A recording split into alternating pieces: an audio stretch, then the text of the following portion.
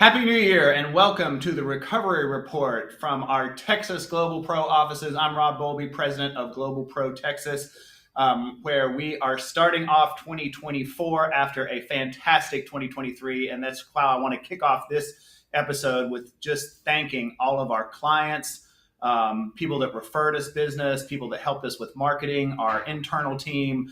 We just had a fantastic first full year of business in Texas. And we're excited to grow the team even further and continue to help advocate for our clients here throughout the great state of Texas. A couple things I want to talk about today. The first one is about overhead. Well, actually, I'm going to start talking about some of the good things and bad things I'm starting to see from insurance companies lately. And in particular, I'm going to focus on Allstate a little bit. And we're always the first to battle insurance companies and to complain when things go wrong, but I also want to highlight when things go right. And one thing I've noticed with Allstate lately is they have been incredibly responsive. They're starting to get a really good system down that once you send in an email or make a phone call, you generally get a response within 24 or 48 hours, even if that response is, I haven't gotten to it yet. And so I just want to throw some kudos out there because we've picked up a lot of Allstate claims lately, and I will tell you that their team is becoming more and more responsive, and we appreciate it. Now, on the downside, what I'm seeing not only from Allstate, but a lot of carriers as we go into 2024, is there has been a tendency not to pay overhead and profit. We went through most of all of 2022 and most of 2023 without that battle. But now, particularly on smaller claims or claims when you just have one contractor involved, the tendency is to start by refusing to pay any overhead and profit, and it's become quite a battle to get that paid. One thing that's interesting about it and makes it particularly challenging on small claims is when they're willing to pay almost all the rest of the estimate. That's a really tough decision for a shareholder because the overhead and profit is, $5, $10, $15,000 on a claim that's, $50,000 to $100,000. They want to delay that process either through appraisal or litigation and incur costs that can run up to $5,000 just to recover that last $5,000 to $10,000.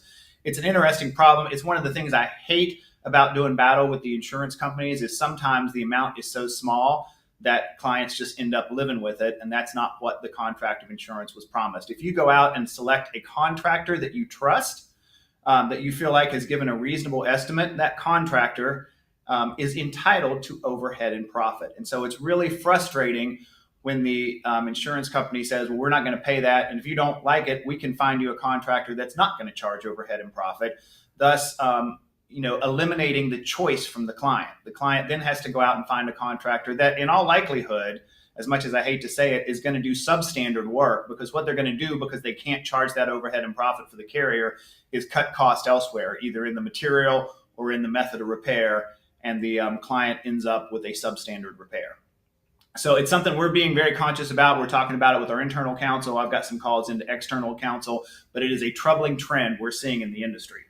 And so I mentioned appraisal as one of those solutions, particularly on larger claims. And that's why I wanted to have our guest on today, Randall Box from JM Judge LLC. Randall is one of our go-to appraisers. We've had some really good outcomes for our clients whenever we've had to go to appraisal.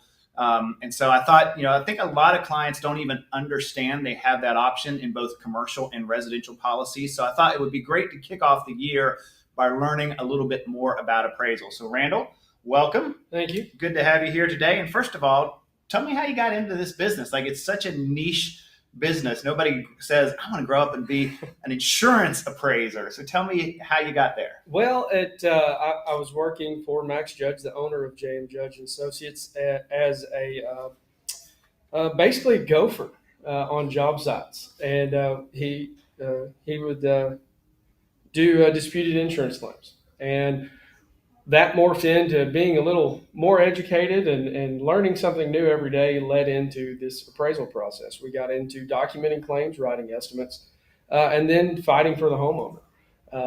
It was kind of a gradual step to get out of construction and go into helping other contractors and homeowners achieve what they need to redo. Okay.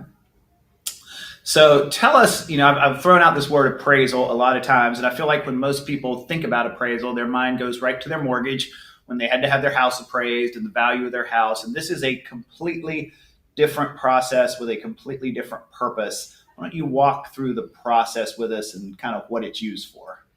Well, to give a proper definition, the appraisal process is to figure out the amount rather the dollar value of a disputed insurance claim.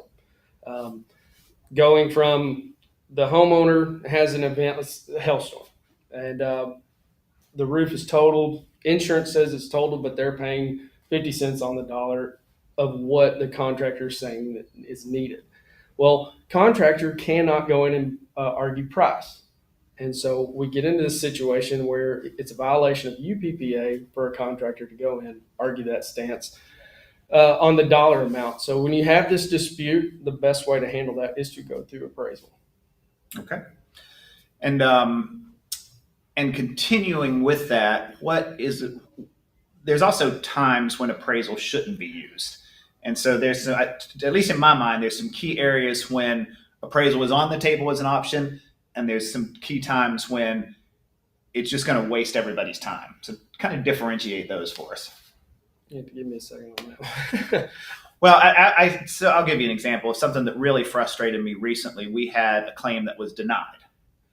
And the carrier's internal adjuster said, well, if you don't like it, you can, we went through all the reasons it shouldn't have been denied. It clearly was a covered cause of loss, but the insurer said, if you don't like it, you can go through the appraisal process. And in my mind, that's not what appraisal's for. You have to have a covered cause of loss, but I'm frustrated to see some carriers recommending appraisal, because even if you come back and say, yep, we agree that the damage is $100,000, they're going to say, well, we're not disputing the damage of $100,000. Your loss just isn't covered. And that's probably the biggest one. When you get into causation, going back to the original definition I gave, it's about the amount. So if you don't have a causation, if you don't have an agreement that something actually occurred, you can't really go to appraisal. I mean, you can go to litigation or you can go to a PA to argue that, but appraisal is just for that amount of loss. Yeah. And I always think it's a good thing. There's always something to have there, but you've got to weigh your stance, like you gave in your opener. I mean, why spend $5,000 to make $4,000? Yeah. It doesn't make any sense. Now you talked about the initial part of the appraisal process, but there's also a second step. Kind of walk through the whole process. Okay. And one thing I think a lot of our viewers would be curious about, because I've had this happen before, because appraisal can take a while, and we're going to touch on that in a minute. But I've had people say, well, this has taken so long, I should have just sued. And so let's talk about how the appraisal process works, what the next step is after appraisal, and how all that ties into litigation, or how that could be better than litigation. Well, it comes down to there are dates or time frames set by insurance companies. We have 21 days after response to assign the opposite appraiser. Correct. We have 15 days to assign an umpire to that Correct. file. So there are things set in a policy that state this is how, this is the time frame you're working under. Now, as for a general synopsis of how long it'll take, I don't have a crystal ball. We tell our clients that all the time. I do not have a crystal ball. You're juggling so much there that it's hard to say this is how long it's going to take. This is the parameters we're going to go in. Or we have to remember, in this process, you're dealing with 3 different people. You're dealing with yourself, your schedule, the other appraiser's schedule, and an umpire schedule if that umpire is needed. So it's extremely hard to give a time frame. It's more or less just staying active and being involved in the claim.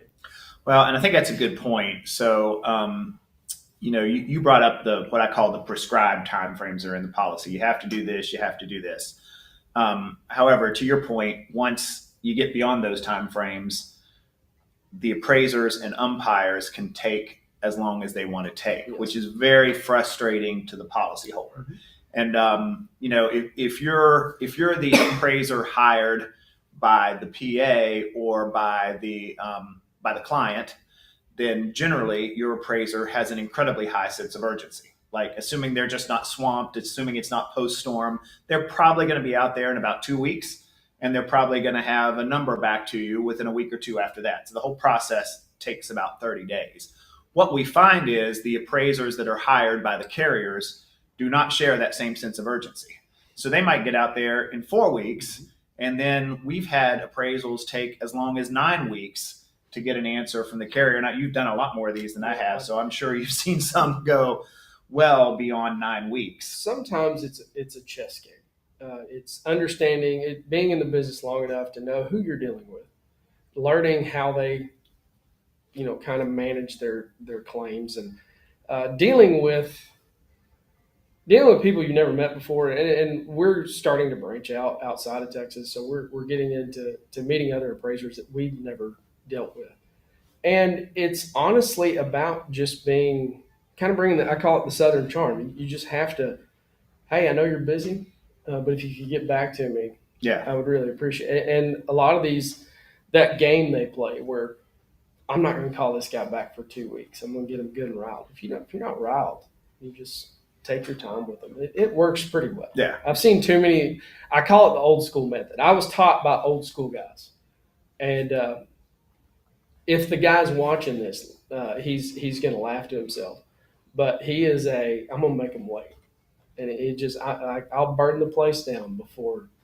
I'm the new school guy. I'm like, I know we are hired to do a job, and we need to get that job done efficiently and responsibly. And I enjoy learning from both sides. I enjoy that. Yeah. So let's talk about the independence of the process a little bit, and then I'm going to lead into another question for you. But just so our viewers understand, once it goes into appraisal, it's kind of out of the hands of the policyholder and or the public adjuster if they have an advocate, which we believe you should always have an advocate. And it's also out of the hands of the insurance company. So once it goes into appraisal, those two appraisers and or the umpire govern that decision. Correct. And for the most part, communication, there's no communication between the insurance company and our appraiser. There's no communication between us and the other appraisal. All of that communication is handled within the appraisal panel. And I would agree with you 99% of the time. But what we're seeing in our office here lately is bounds being overstepped. I'm not going to say anything wrongdoing is happening, but we are getting phone calls from the insurance company. We are getting, hey, we want to bring an engineer in. Like, oh, we're not. No, you don't get to decide that. This is the rodeo of adjusting is what we're doing. And you don't get to come in and dictate what the panel does. And we feel that you had your chance to bring in your experts. Now it's up to the panel to decide and do that. But I wouldn't call it overstepping of bounds. I know I had one recently where I got put on a conference call because we couldn't get a hold of the other appraiser. We got put on a conference call with the insurance company, and I was not told that the homeowner was on that call. I was the umpire on that job. Okay. So we confirmed that we had the right contact info, and then for 2 weeks straight, my phone rang from the homeowner, and they were not supposed to have that information. Yeah. And it was everything I could do other than to just block that homeowner's number. But it happens, and you have to protect yourself, and you have to make sure that panel stays correct. That's correct. So one of the questions I was leading to is, so obviously we pick appraisers that we think are very competent and qualified to appraise that kind of damage. We also want appraisers that will work expeditiously. The insurance companies have their own criteria for picking appraisers. Sometimes I think they're the opposite of my criteria, but I won't comment on that. They have whatever criteria they want. But the umpire has to be completely independent, but also has to be agreed upon by both parties. Yes. What do you look for in an umpire, and kind of how do you decide, yes, I'm going to be okay with this umpire? Well, I mean, I think the key thing is subject matter. What are you dealing with? I mean, we deal with everything from a double wide all the way up to a multi-million-dollar commercial building. I'm not going to pull the guy that's never stepped on a TPO roof on as an umpire. Like that subject matter, that subject knowledge is key. I feel like there's a lot of people out there, including myself, because I get told all the time I'm the baby in the group.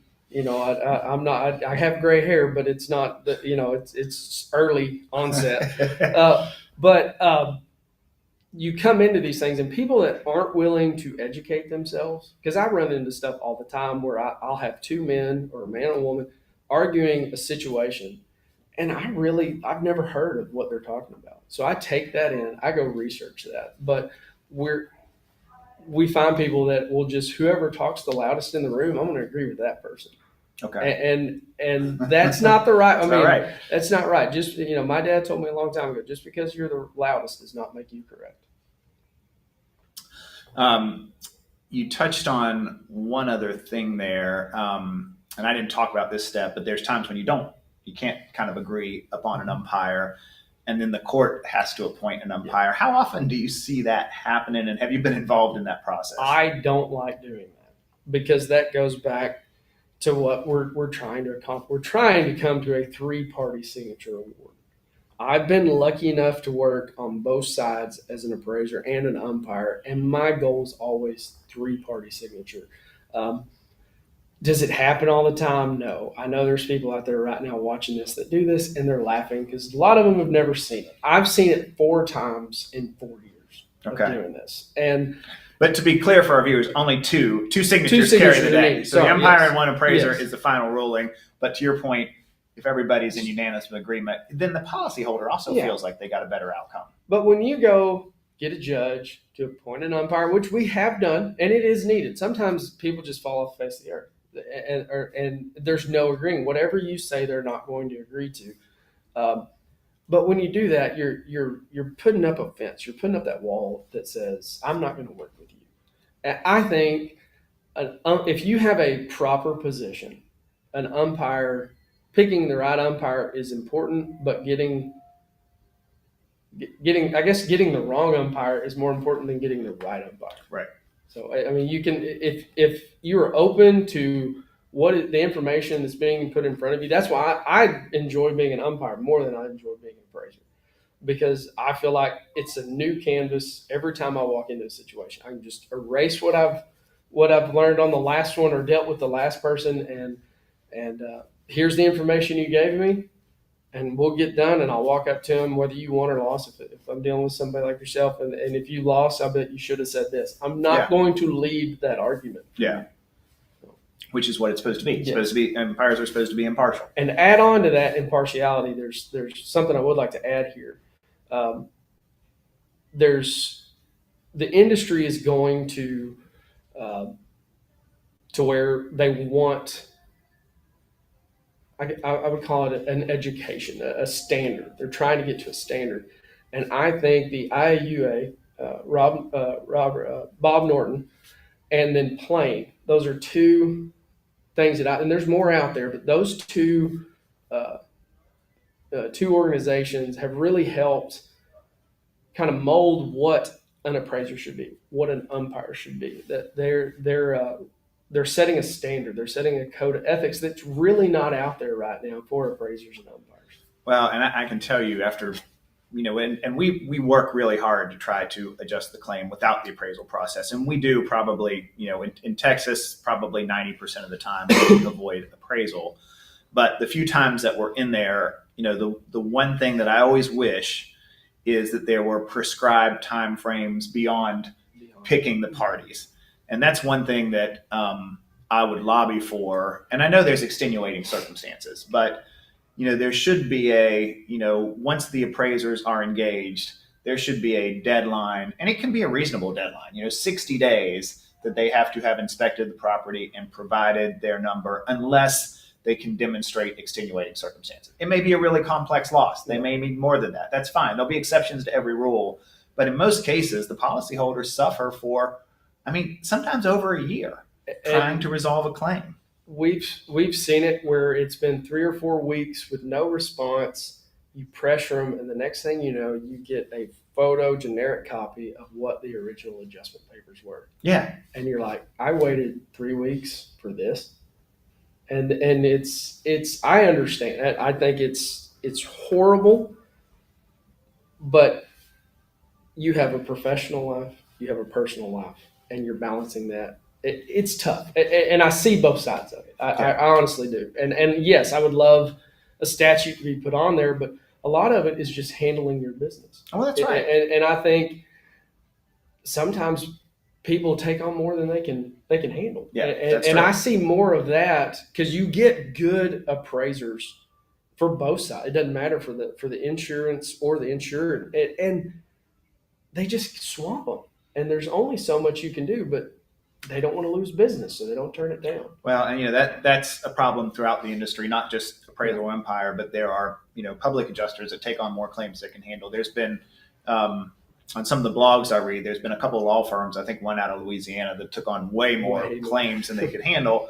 And so, that to your point, it's managing your business. Like if you don't think you can provide a timely response, you shouldn't sign up for the claim. And it would be great if there was some kind of professional standard for that. But maybe that's something through NAPIA and TAPIA and FAPIA. You never know when your next meal is going to be either. So they take on as much as they can. Exactly. Well, so let's go to the process itself for a moment, because you played both roles. You played umpire, you played appraisal. So let's talk appraisal for a little bit. So when you get engaged as an appraiser, what are some of the things that you see immediately that you're like, I mean, I know there's going to be unique ones in each circumstance, but there's probably some common ones that you're like, okay, this needs to be included, this needs to be included.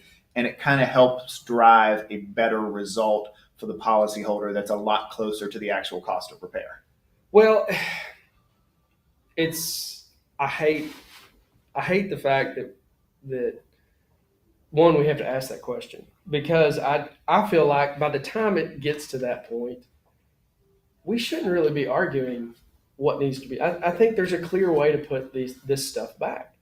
And you basically, it's the nuts and bolts of it. My nuts and bolts bag might be a lot bigger than that other guy's bag is. I feel like the process, I start with the process that I take. I look at the original adjustment claim, the original adjustment estimate. From the carrier. From the carrier. Okay. I want to see that. I want to see where that guy said, I'm done. This is what it is. I want to see what the contractor wrote. I want to know how far apart we really are, because that's ultimately, you have two sides, and I don't care anybody that says, any appraiser says that they're not going to stay here and the other guy's going to stay. That's when you go out, you have bookends, and they've set those bookends. So I want to look at that information. I want to look at what the causation was, date of loss, because this is going to allow me to start building the picture.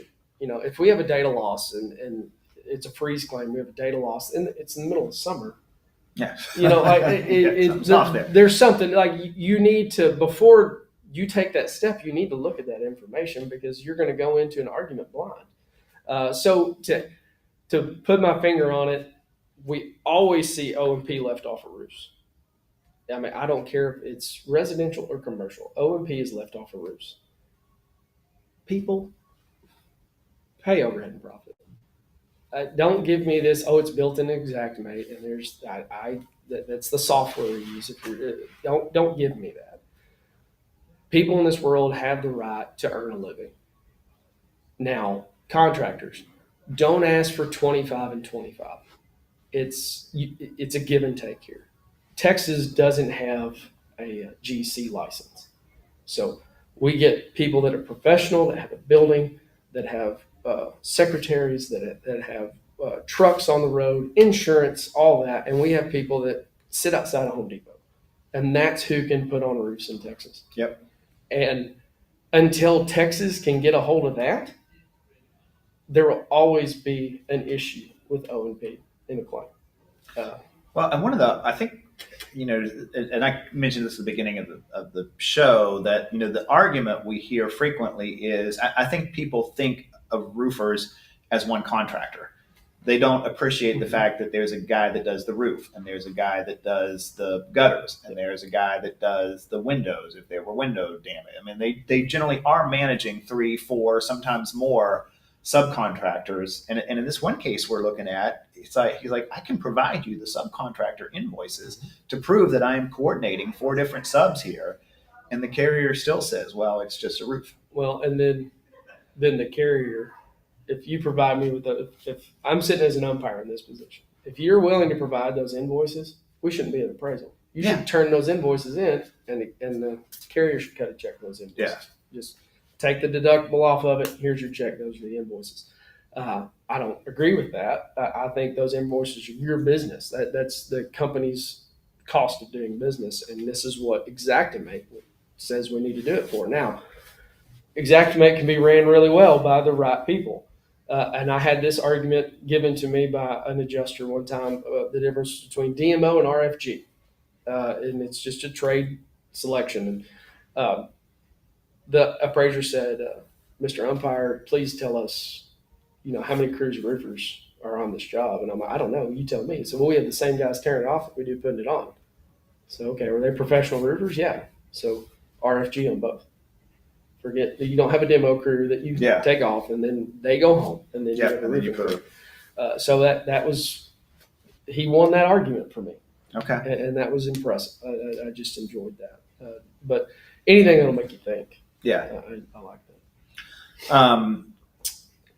I guess one of the last questions is, particularly as we enter into hail season and freeze season, we've seen a lot of claims where it's like no issues on the interior damage, fully covered or covered close enough, but paying very minimal on the roof, or vice versa. We're going to cover the roof, but we're not paying nearly enough to cover the interior damage. And so, one thing I guess we haven't been clear on in this appraisal and umpire process, and it's one of the reasons it's such a frustration for policyholders, because it's not just a money issue. I mean, that's a big issue. Like you're sitting there out of pocket until you collect from the insurance company. But the other piece is you can't, or I guess you shouldn't repair. We'll come back. Well, actually, let's stop there for a minute, because you can't repair the damage because you want the appraisers to be able to see it and you want the umpires to be able to see it. So you have people sitting there in damaged properties or with investment damaged properties for 6-9 months. Is there a workaround there? If the damage has occurred and they agree that is damage due to that freeze, that hailstorm, whatever it might be, you have a duty as a homeowner to repair that, so to the point that it can't cause further damage. Correct. You got to mitigate. I call that mitigation. You got to mitigate. If it is an argument about amount, and we're just talking about the value of that, there are tools out there. One of the tools that we use is a 3D camera. And it's virtual walkthrough. It's becoming more and more common out there. It freezes the loss in time. Now, I'm not saying go get a camera, shoot this, and then, okay, I've got that file. Now I'm going to do it on one. I'm not saying that. But what I'm saying is, if it comes down to, man, I would have paid for, this stone wall had I seen the damage of the stone wall. It takes that argument out of it. Okay. It's, if we have water coming here, half the stone falls off this wall. Well, you have kids running around. You don't want a stone wall that's potential to fall down, so you want to take that the rest of the way down. Well, let's document the initial loss, and that way when we take that down, because I ran into that, like, well, I would have loved to pay for that, but I can't see it, so therefore it didn't happen. Okay. So have you had instances where the insured has gone ahead and moved forward with repairs, you've had to go out and do the inspection, and then you've had to go back to, I know the software you're speaking of, the Matterport, you've had to go back to the Matterport file and produce the photos, and they've been willing to accept the photography or videography, whichever the case is? I think that's step one in the discussion.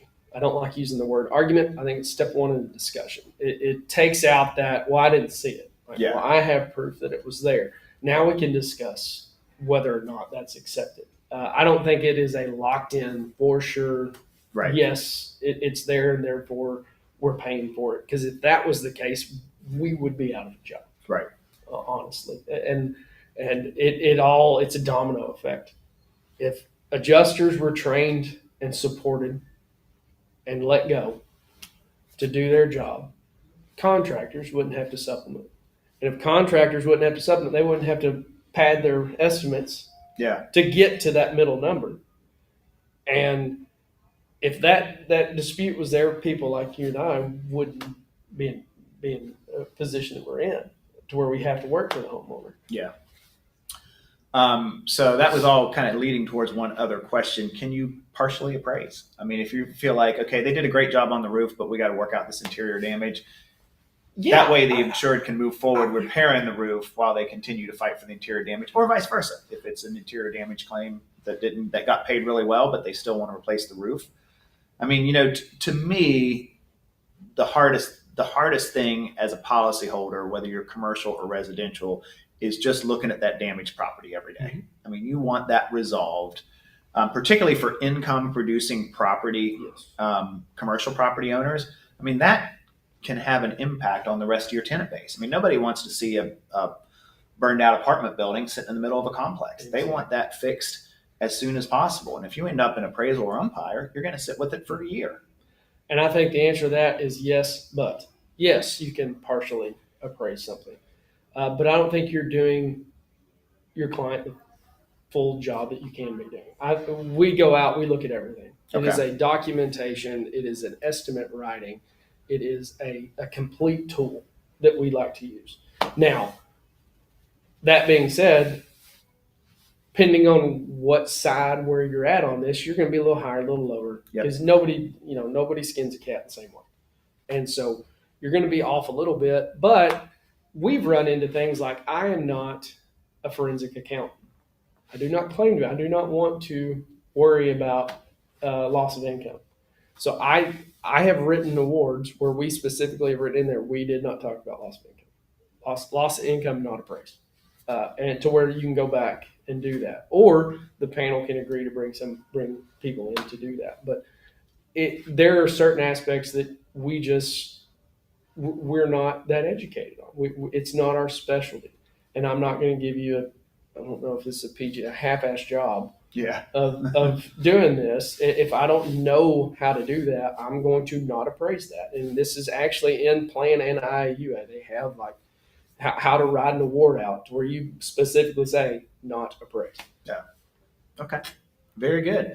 Well, we have covered a lot today.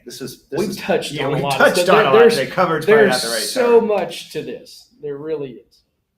Tell us where we can learn more about J.M. Judge LLC. We're on most socials, social media. You can find me on LinkedIn at Randall Box and get a hold of me at 817-614-6869. Love to help you out. Okay.